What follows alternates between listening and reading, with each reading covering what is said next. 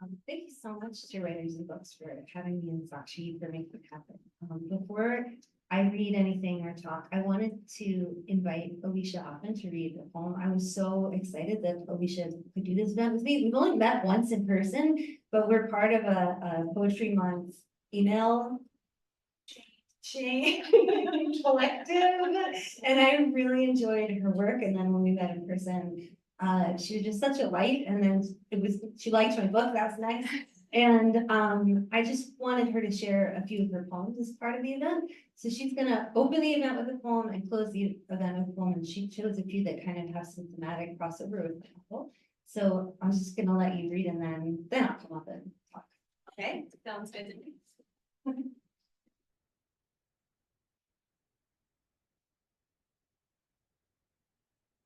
Thank you, June. Again, thank you for asking me to have this conversation with you. I'm so excited to hear you read and also to ask you some questions that I have about your book.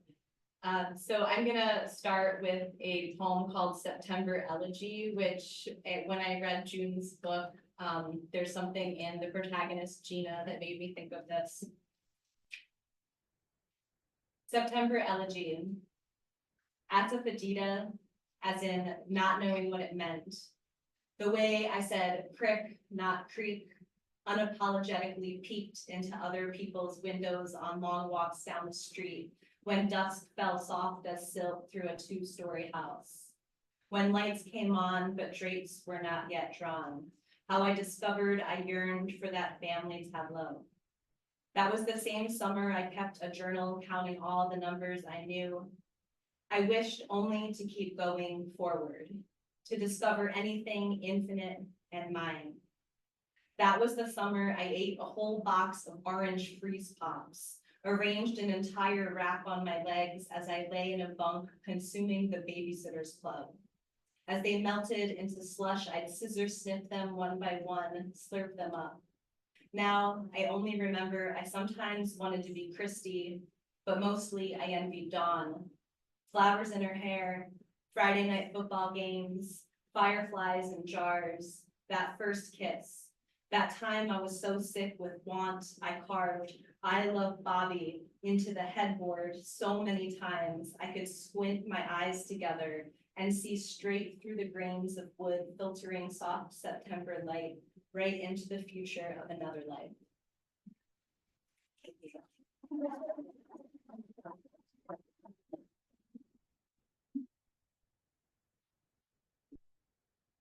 I'm so happy you shared that, and I will ask questions about it later, but, okay. Oh, Sakshi, sorry, I've made an assumption of the technology. Thank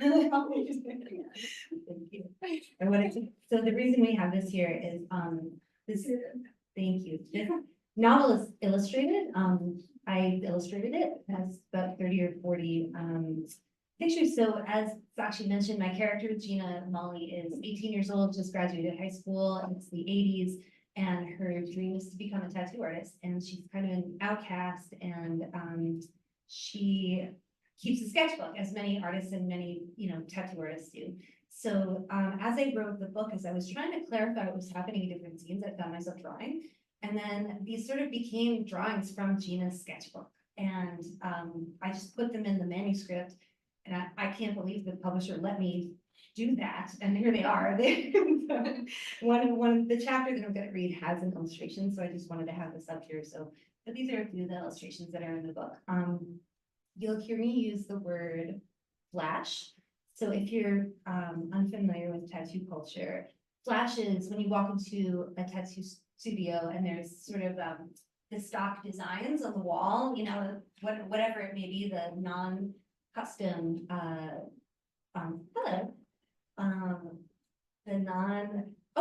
I know who you are. The non-custom artwork, that's flash. So you'll hear that. So I want to give you a little background on this bit that I'm going to read. I have never read this particular, I've done 30 or 40 events for this book so far, and I've never read this particular scene.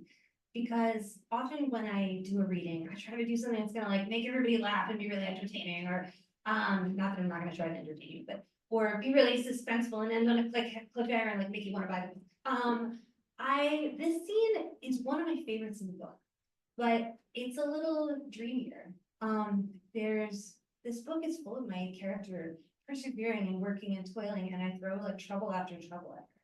And this is one of the rare moments in the book where she just gets to be happy and rest from all her toil and get something she's wanted for a really long time. It's kind of unusual rite of passage.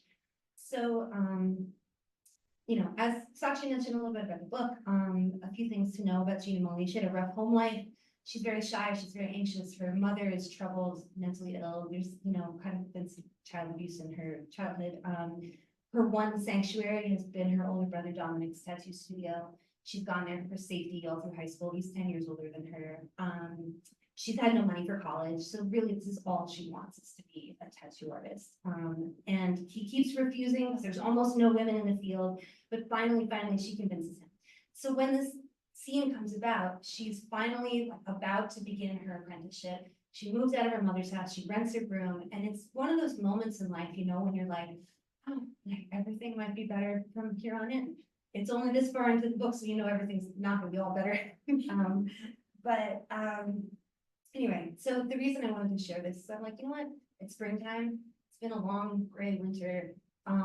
There's a lot of trouble in the world, and I just liked the thought of giving my character 8 minutes of happiness this evening, and that's something I want for me and all you and the world. So I thought, what? Why not? What if I don't scare the pants off you or anything?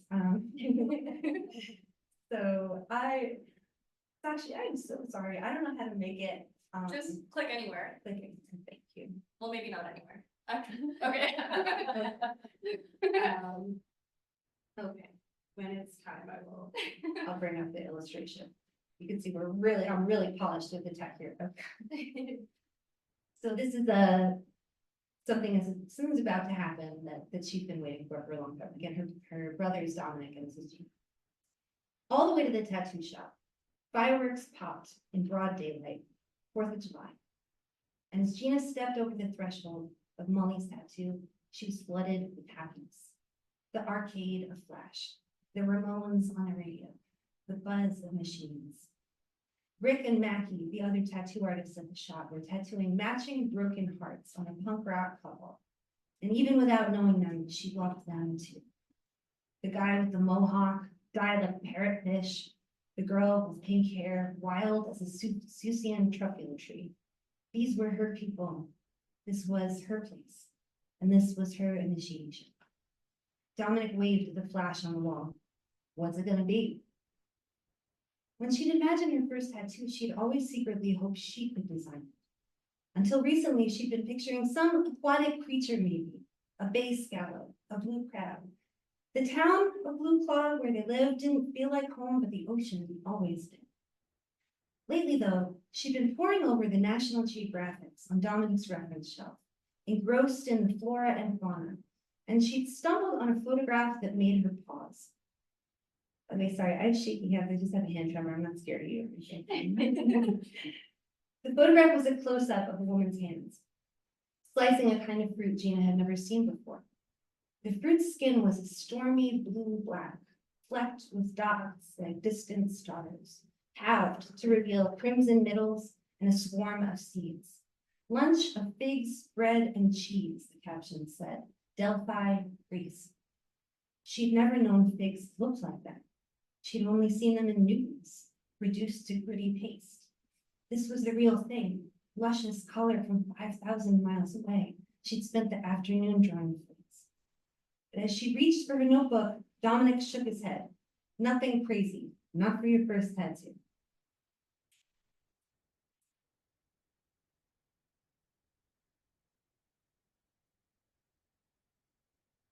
Oh my gosh, Sachi, I can't get it.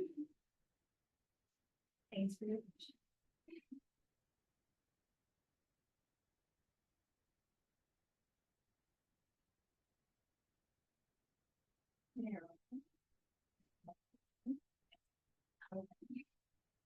Dominic shook his head. Nothing crazy, not for your first tattoo. It's gonna be hidden under my clothes, she said. He'd made that rule right off the bat, citing her future employment prospects. Just look before you say no. She opened to the page. That drawing's not terrible, Dominic said, but if you think I'm giving you a tattoo with 5,000 little dots, however you want to draw it then. She pulled the National Geographic off the shelf and showed him the page. This is what I want. He studied the photograph. Let me see what I can do. As Gina watched him take the transfer out of the hectograph machine, it came to her. This was the blueprint of a thing she could wear for the rest of her life. The evening was cool for July, and Dominic propped the front door open for fresh air. The breeze carried in the smell of frying arancini from across the street and the chant of girls playing double dutch. How strange to be the one straddling Dominic's chair, draped forward, bearing her skin. Ready? He said. She raised her eyes just in time to see out the window the distant pop and sparkle of fireworks over the roofs of Midway Street. Ready, she said. He pressed the foot pedal, set the needle buzzing, and carved the first line into her back between her shoulders. It was like being scratched with the broken off tine of a plastic fork. A hot vibration, like putting the tip of your tongue to a 9-volt battery. You doing okay? He said. It's not bad, she said. Until a few minutes later, when the needle passed over a vertebra, a sharp little bolt. She pressed her lips together and took a breath. I remember your first tattoo, she said. You weren't even there, it said, but you came straight home to show me. It was Dominic's first year out of high school, off to trade school, living in Queens. Gina was 8 and missed him so much it felt like being hungry all day long. One weekend, he went to a carnival with some buddies and stumbled upon an old guy tattooing out of a trailer. And on that guy's ratty old flash posters, Dominic spotted a design he knew from their father's farm. Gina barely remembered her father, let alone his tattoos, but Dominic used to sit on Billy's lap, tracing their outlines with his fingers, memorizing them. Years later, he could still describe every one. He loved the classic anchor with the sink or swim band, tattooed 1,000 times by the legendary sailor Gervais, still toiling in the Honolulu shop where Billy Mully, seaman 3rd class, had gotten his. You hadn't changed the words across the anchor, Gina said. Hold fast, Dominic said. The words tattooed across their father's hands. The old tattooer mocked him for it. That's for knuckles, not biceps, kid. If you're trying to grip the rigging, you don't stop and admire your Popeyes. But for an extra $5, he did. Dominic drove all the way home from the city just to show Gina. She'd come screaming out the door to see that anchor, bathed in the patchy flush of all new tattoos, still speckled with blood. Old men at carnivals didn't bandage tattoos. They sent you out like a man, like a moron, Dominic would later say, without a single instruction for what to do with this open wound. Then, in marker on Gina's shoulder, he drew her an anchor to match his own. Hold fast. She felt so protected, so careful. Quiet filled her now, a silence that was safe and full. They belonged together doing this. Billy Mully didn't hold fast, but Dominic and Gina Mully always would. Gina looked up at her apprenticeship agreement taped behind the counter. When he'd first shown it to her at the diner, it had glimmered like a list of charmed ingredients in a fairy tale quest. 1 year, 10 skills, 100 gold coins. Up on the wall, it looked more like a legal document, stark and rigorous. Take 1 class. That would be a feat. Save the tuition, find the time with 2 jobs with rent to pay. November, December, begin small tattoos on friends. She had to make friends too. She put all these worries out of her mind, back on the wall where they belonged. Dominic switched to his shader, filling in color, wiping away blood and ink as he went. Time blurred. And just as spots began to appear in front of Gina's eyes, just as she was about to mumble, "Are we there yet?" Dominic wiped her skin one last time. "Look in the mirror," he said. Dots of her blood welled up in a surge of green. 2 lobed leaves, palmate like hands. And then the pair of figs in the middle, 1 whole, 1 halved, scarlet at its core, seeded, wild. After 18 years of quiet load bearing, Gina's skinny little shoulders were speaking. Holy, she stared in wonder. Holy first prize, Mackie Weaver, that's outstanding. Dom just stood there with his hands behind his head, watching her marvel over her new tattoo. "What do you think?" Gina said. But she already knew just by the ease in his body that he was pleased with his work and delighted by her reaction. "You look so grown up," he said. The bike ride home was quiet. to her new apartment room, smelling of cut grass, pink with sunset light. A silver flower of fireworks exploded in the sky as she turned the corner onto Porter Street. Gina held her breath as she walked to the apartment door. She didn't even notice she was doing it until she got to the top of the stairs when a thought came to her. She didn't have to hold her breath walking into her own house. She was not checking for pill bottles or small crawling creatures. She was doing a simple thing, coming home. When she got to her new room, she reached to lock her door, and then it came to her, she didn't need to do this either. She stood for a moment, aghast at all this freedom. And then she turned her back to the tall mirror on her wall, pulled off her shirt, and peeled the bandage off her tattoo. She angled a hand mirror so she could see. The figs glowed with a warm, wet darkness, brimming with ink. Their color would never be this rich again. Below the tattoo, the long, slim pore of her back pulling into hips she rarely gave thought to, the seam of her spine left the crease in a milky envelope. Whose back was this? What foreign woman? It almost frightened her. She hadn't known this was possible. For something to be so beautiful, it hurt you just so good.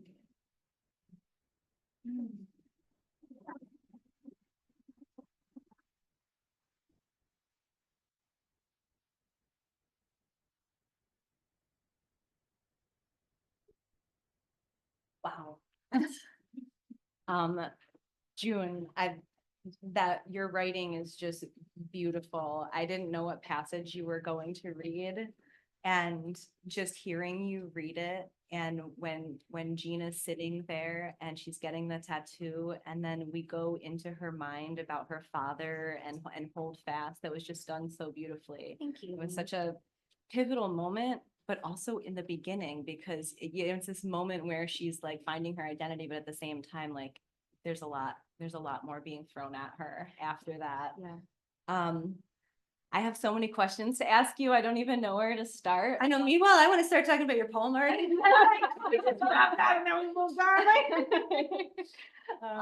I guess I'm gonna start with like probably a question you've probably been asked before, but I just want to know. I resonated with Gina so much as someone who also grew up around the same time period, you know, as a girl during that time period, and also with you know, like dysfunctional family, and just trying to figure out who you are and find your way in the world. And you grew up in Long Island. Yeah. This is set in Long Island. Yeah. I just want to know how much of Gina came from like your life, or like where did this idea originate? Yeah, sure. So I think there's some fiction writers who write very autobiographical fiction, like thinly veiled sort of autobiography. And then there's fiction writers who write like sci-fi octopus on Mars kind of things. You know, I feel like I'm somewhere in the middle where I will take my life and then things I'm fascinated by, I want to research, like tattooing, which I've never been a tattooist. Again, I have a hand tremor. It's not a good idea. But like, you know, and then things imagined and kind of tear them all up and put them in a collage. So it's not an autobiographical novel, but there are absolutely things in there. I think the most autobiographical thing in it, besides Long Island, obviously, which the texture of, I think, comes through out the novel, like the sand and the pizza and the beaches and all the, you know, is the yearning that she feels, which I felt in that poem that you read too. It's this feeling of like, I want to make a life that feels alive to me, and where do I belong? What do I want to do? And for me, that was becoming a writer. And, you know, when you're little, I'm sure you felt this way too. When you're little, you go to the library and you're like, well, people put those books are on the shelf, I can put, and then you start writing, you're like, whoa, this is hard. Yeah. It's hard to get a book published. And, Yeah. I think the toil and persevering and all the crying along the way made its way into her desperate desire to become a tattoo artist at a time when that was a really difficult path for a woman to pursue. So that is, and then of course there's like, you know, there's sentences here and there that people have said to me that I'm like, you know what? I don't know. Yeah, the setting itself just really comes through. I mean, just like she feels at home there, right? She doesn't want to move away from Blue Claw. There's something about Blue Claw that will always be in Gina. Yeah, right. She feels left out there, but also there is like, she also doesn't want to leave. Yeah. Right. She doesn't Yeah. want to go with, she doesn't want to, yeah. I have to ask you because I was like fascinated by the tattoo culture. Yeah.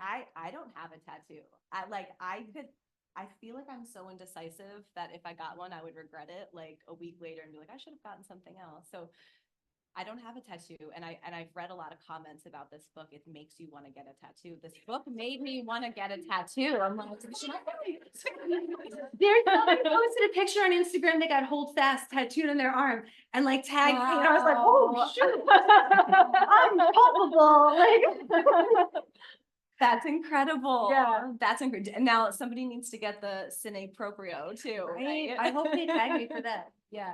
How much research like went into that? Like, were you like hanging out in tattoo parlors and like, did you have friends that were tattooists? Like, I see that you have tattoos. I so made that- friends who were tattooists. Yeah.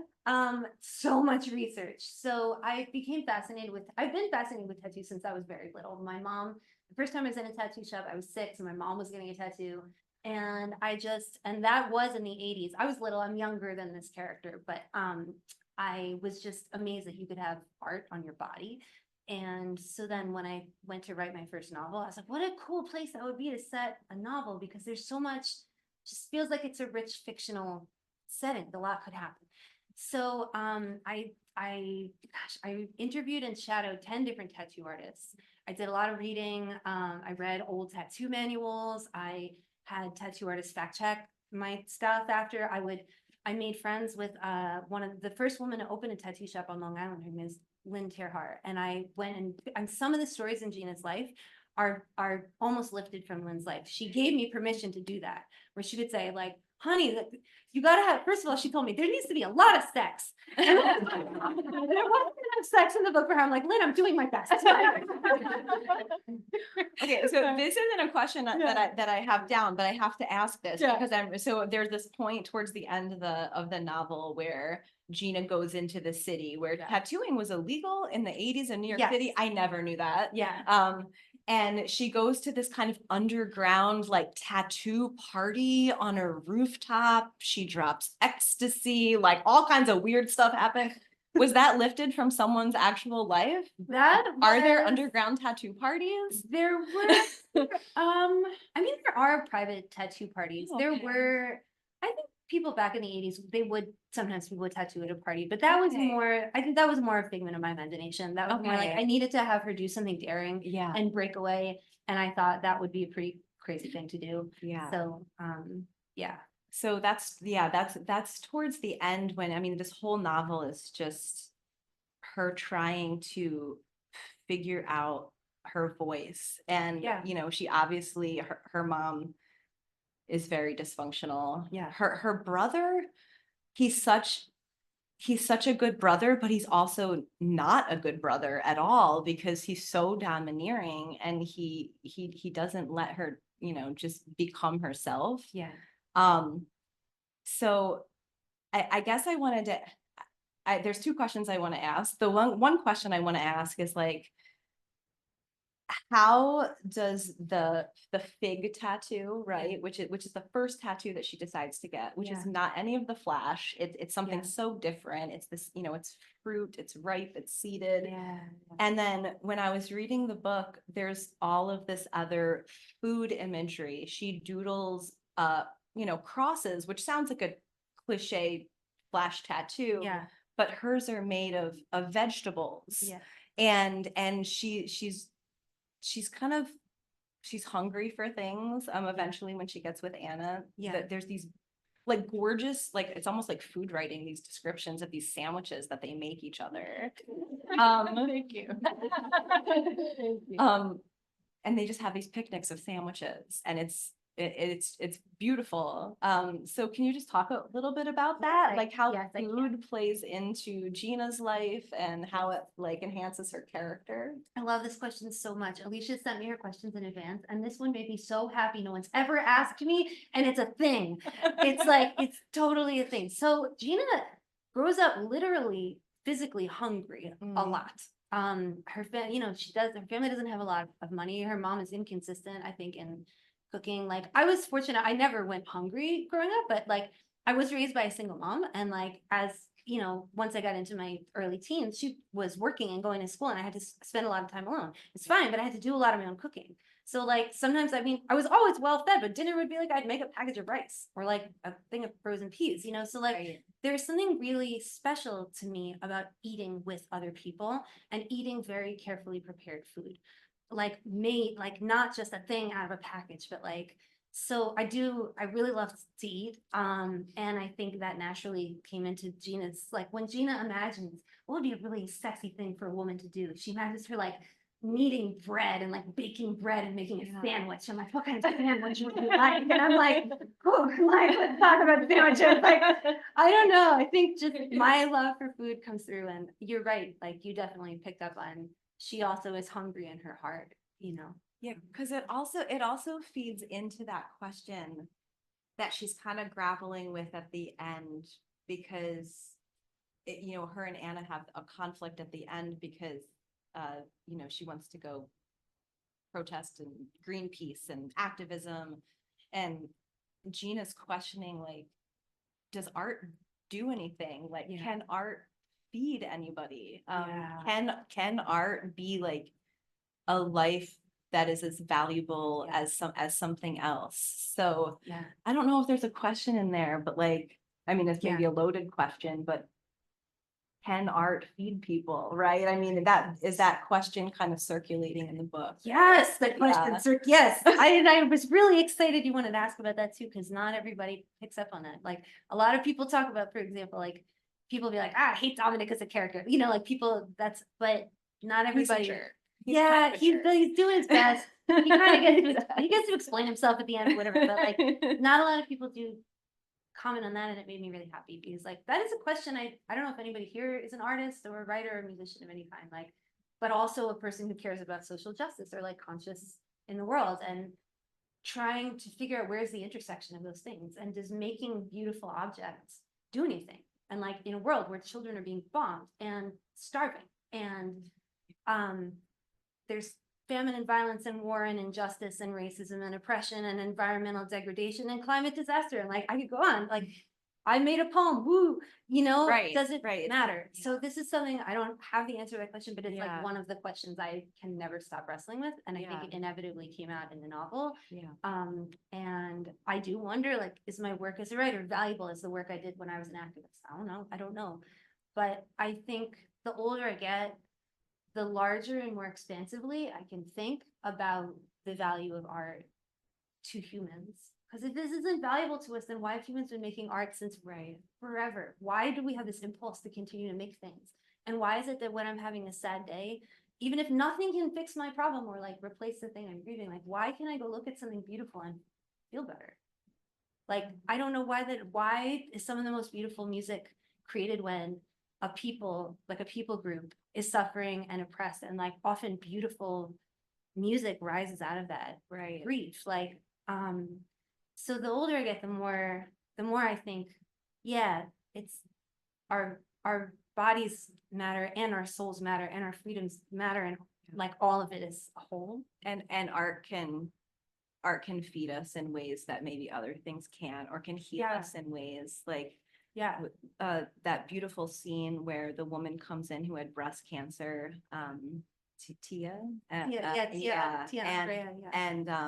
he tattoos this beautiful tattoo over where her breast was, and that's what she needed to move on. It wasn't a doctor's appointment, right? It wasn't like more medical advice. It was like art over where the wound was. That was beautiful. Thank you. What Alicia's talking about is there's a I don't know if you guys are familiar with mastectomy tattooing, but there are, there's like reconstructive tattooing, like beautiful, like amazing photorealistic nipples. But there's also people who decide like, I want something entirely new and get beautiful things over the scars. And I wanted to sort of honor that practice. And I felt like it belonged, if you were going to write a novel about a woman pioneering and tattooing, it belonged there. So that's why that's the other scene that I found like really beautiful, but also incredibly uncomfortable, is when she loses her virginity to Nicholas, who is an older man. And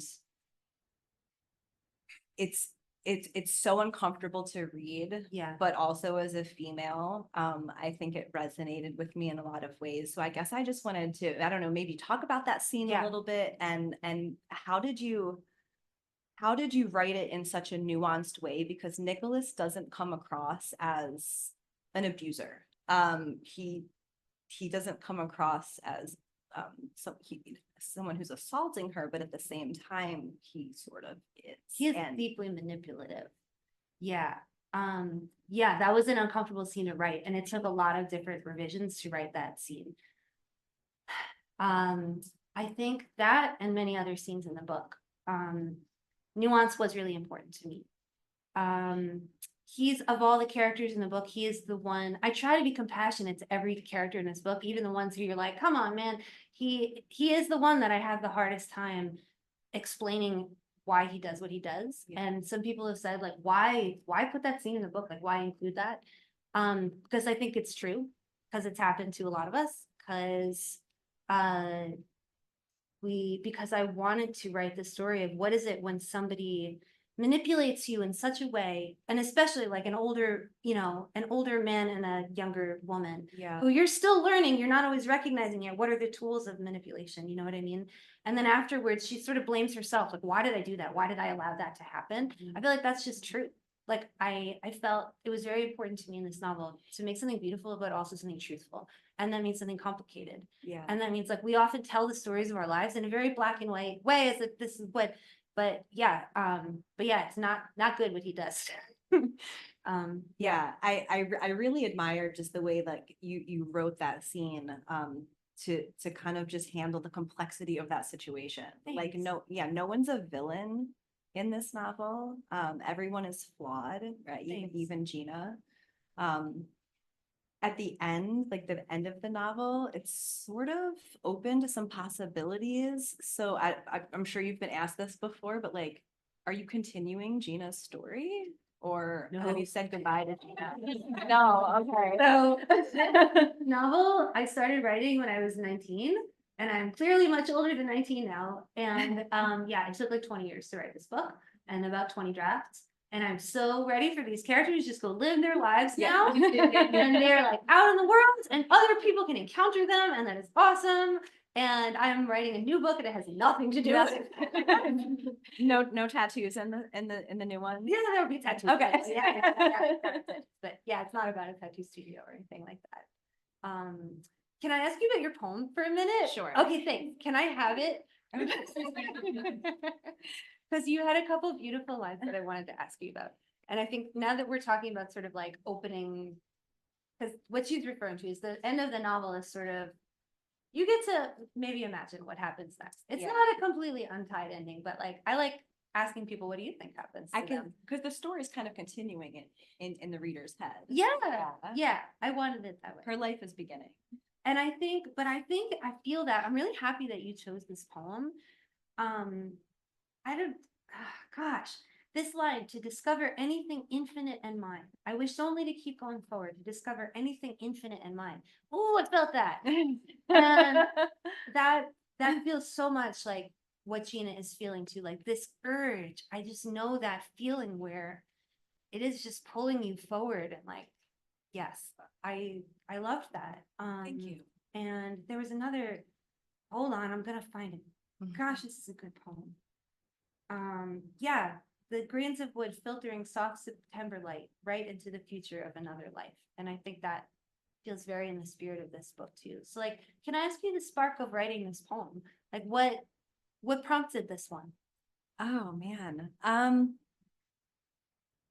I think that poem is very autobiographical. I think as a child, I felt out of place. Like I literally used to walk around like at dusk, and I was very nosy apparently, because I would just like peer into like people's houses. I would never do that. I was not from a happy house, and Yeah. so I wanted to be somewhere else, but I was a kid. Yeah. I couldn't go anywhere else. Like, Yeah. so I think I'm glad that you talked about like the yearning of that, because I don't know. I think even as like a teenager, I just felt like there was something more for me outside of like where I grew up or Yeah. like the circumstances of my life at the time. Yeah. Yeah.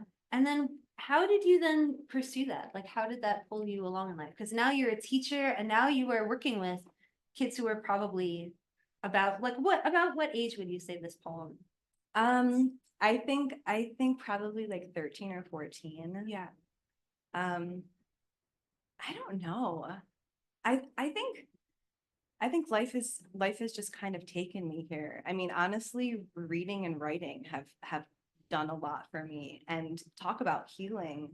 Like no one really thinks about this when they're writing, but I think poetry for me too, like helped me kind of get over some of that pain from childhood. Like Yeah. it's cheaper than a therapist. You write it and then it's like, oh, it's gone. Like I feel freer. Isn't that amazing? Isn't that amazing how that happens? And sometimes you put something into the container of these words and the process of moving the words around Yeah. somehow is moving around things. And I'm so glad you observed that. Yeah, I feel like I got it out and it's no longer in me. Yeah. And there's something kind of magical about that. Yeah. Like there's something like you processing pain and then getting over it. Yeah. Yeah. Are there writers? Who's a writer here? Almost everybody. Is anybody like an artist or musician? Any other creative work? Oh my gosh. Yeah. So I probably a lot of people resonate with what you just said. That's beautiful. Thank you. Yeah.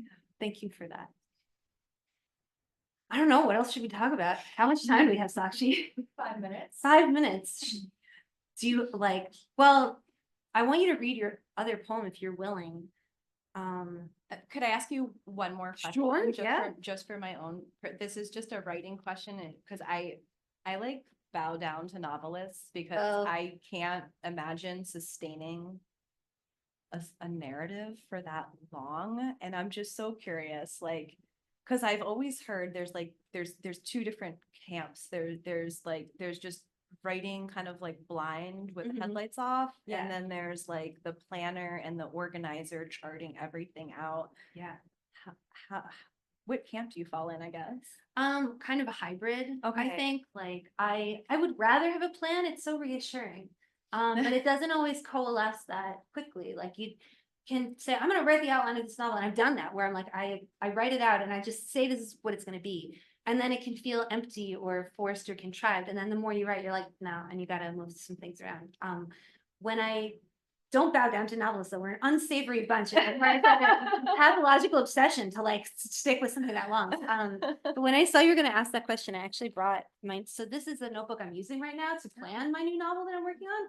And I'm a really visual Oh my goodness, person. that's So like and now I've been working on this novel for like a couple of years, and I'm trying to find different ways into it. And it's different. It's like children that need to be raised differently. This novel seems to want to be written differently than the first one, and I'm trying to figure out the best way to get it out of here and here. So recently I made a list of basically what I think are going to be the main like 60+ events in the novel that make it up. And then a couple like last week, then I write in marker like a kid. This is like how but yeah, I then put them all in chronological order. I do a lot of like cutting out paper, rearranging things with tape and glue. that's like a work of art. Yeah, thanks. This is sometimes, like writing fiction, because I love poetry, and I think it's more fun writing poetry, actually. I don't know why I'm a fiction writer. I don't know. It's rewarding in the end, but like it's more of a slog, and I have to do things like this to keep myself organized, motivated. Yeah. Colors help, so that's Your inner poet is all over your fiction though. Thanks. Because there's so many like similes and metaphors, and I'm like, as a poet, I'm noticing all of them. So that's incredible. Oh, thanks. Thank you for sharing that. Oh, thank you. You just figure out what you need to do for your head to produce work, yeah. Okay, thank you. Will you read that last poem? Sure. Because I really asked Alicia if we could end on this poem, and then maybe, I don't know if we do like a Q&A, if anybody has questions or anything like that. We can, or you can sign copies of your book downstairs. Okay, so either whatever anybody wants. Or to do you want to not read the poem and do a Q&A? Well, no, I really wanted the poem because like, I think it's just that the end of this poem to me feels like an opening up in a way that when I read it, I was like, yes, I want that right now. It just felt, it was just resonant to me. I thought it'd be resonant to a lot of people. I think it was resonant to the novel. And yeah, if you would share that. Okay. Yeah, I'll read it. Okay. So this is how to open. Tell me again about delphinium, about how foxglove rose to herald this new season. How even rows of unnamed soldiers do nothing to halt the triumph of wisteria that winds its vines over the fence, curls itself into the grooves of wood, grasps the corners of ballast to spike each bloom into another knight's armor.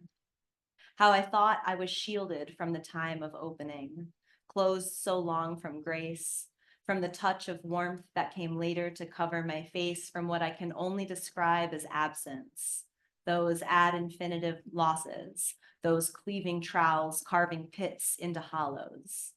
How now I am slowly awakening, recalling this winter lasts forever was another cold hyperbole, how burying and borrowing don't work in a life continuing to cycle and spin and open this hard husk of grief.